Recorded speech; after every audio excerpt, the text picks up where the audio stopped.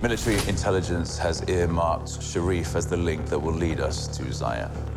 Rendezvous with Bravo 1 as soon as we approach. Bravo 1. It's a punch in the gut. There's only a 3 or 4 day difference between Munich when Mac dies and then they're moving straight on to the next mission. Sorry, it's just... Yes, I know. McAllister's call sign.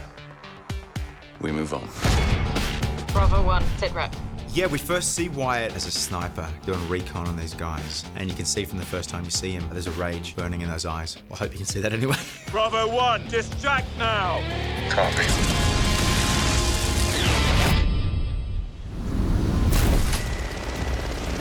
I think the thing with the section is they've never really had to deal with grief like this before, losing one of their own. Hold on! So it's very much a family who are in denial about death and kind of push on and deal with it in their own ways which usually involve sort of gunfire, explosions and violence. Which is why when they finally end up hanging over the edge of a cliff, it's the one time they can sort of take a breath and discuss what's happened.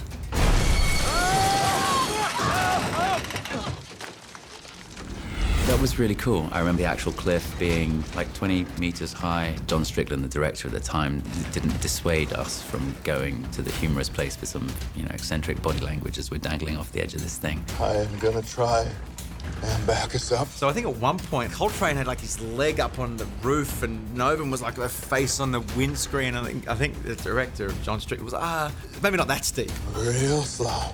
Yeah, really slow.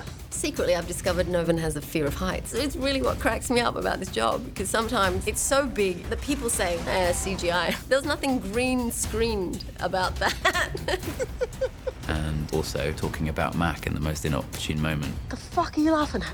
Mac used to hate when I drive. He always said I was a fucking terrible driver. You're not a terrible driver. Terrible driver would have taken us all the way over the edge.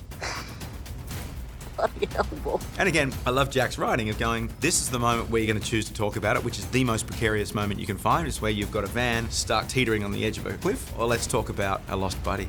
And then bang, the side mirror gets shot out and we're back on mission and we're off.